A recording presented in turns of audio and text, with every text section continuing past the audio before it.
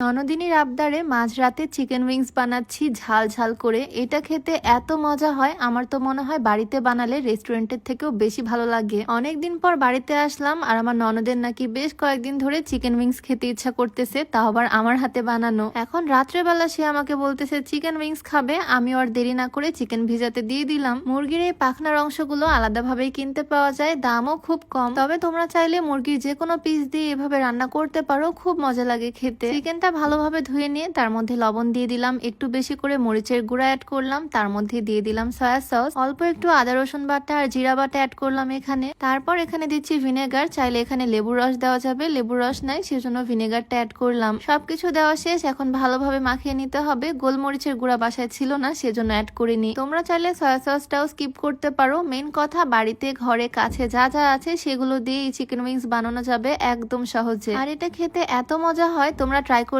অবশ্যই আমাকে thank you জানাতে ভুলো না। যাই হোক, এদিকে একটা প্লেটের মধ্যে আমি অল্প আটা আর অল্প কর্নফ্লাওয়ার নিয়ে নিলাম, তার মধ্যে দিয়ে দিলাম সামান্য একটু লবণ আর একটু মরিচের গুঁড়া এখানে অ্যাড করব, তারপরে ভালোভাবে মিক্স করে নিব।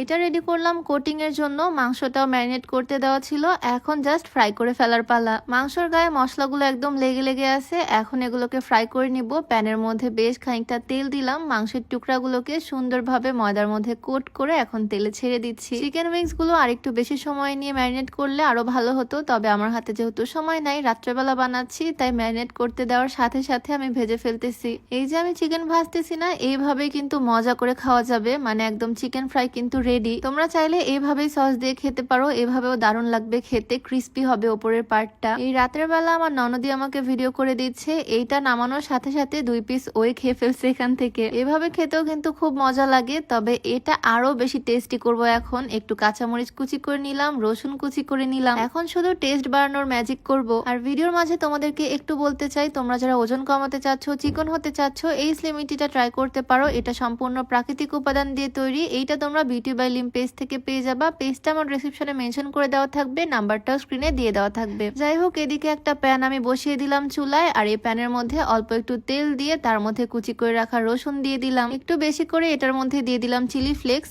এই উইংসটা না অনেক ঝাল ঝাল হয়, খুবই স্পাইসি হয়, খেতে দারুণ লাগে। এর মধ্যে আমি আরো একটু গুঁড়া মরিচ অ্যাড করলাম, তারপরে দিয়ে দিলাম বেশ খানিকটা টমেটো সস, অনেকটা বারবিকিউ সস। তোমাদের কাছে বারবিকিউ সস না থাকলে শুধু টমেটো সস দিয়েও রান্না করা যাবে। আমি অল্প একটু সয়া সস এখানে অ্যাড করলাম। সসে যেহেতু এনাফ লবণ থাকে, তাই এখানে আর কোনো লবণ দিইনি এক্সট্রা করে। এইখানে আমি অ্যাড করতেছি হানি, মানে মধু। তোমরা চাইলে এখানে চিনি ইউজ করতে পারো, তবে রেস্টুরেন্টে হানি ইউজ করে, হানি উইংস, যেটা অনেক মজা লাগে। তবে চিনি দিলেও কিন্তু টেস্ট খারাপ আসে না। অল্প একটু তিলও আমি এটার মধ্যে অ্যাড করছি, আর তার মধ্যে এই ভেজে রাখা চিকেন উইংস গুলো দিয়ে ভালোভাবে নাড়াচাড়া করে নিচ্ছি। ভয়েস ওভার দিতে গিয়ে আমার মুখে পানি চলে আসতেছে, বারবার আমি ঢোক গিলতেছি, এমন একটা অবস্থা। এই যে আমার জুসি চিকেন উইংস গুলো কিন্তু একদম রেডি। দেখে তোমাদের কাছে কি মনে হচ্ছে এটা খেতে কেমন হতে পারে? সত্যি বলতে, আমি যাদেরকে আজ পর্যন্ত চিকেন উইংস বানিয়ে খাওয়াইছি তারা সবাই অনেক প্রশংসা করছে। তোমরাও চাইলে এভাবে বাসায় ট্রাই করে বানিয়ে দেখতে পারো, আমি গ্যারান্টি দিচ্ছি দারুণ লাগবে। রেস্টুরেন্টের থেকে কোনো অংশে কম হয় না। রেস্টুরেন্টে তো 6 পিস দিয়ে অনেকটা বিল রেখে দেয়, তবে এইটা খুব কম খরচে বাড়িতে বানাতে পারবা, খুব মজা লাগবে খেতে। এই রাত্রেবেলা খুব মজা করে সবাই মিলে চিকেন উইংস খেলাম আজকে। তবে এখানেই শেষ করছি, সবাই ভালো থাকো, আল্লাহ হাফেজ, আসসালামু আলাইকুম।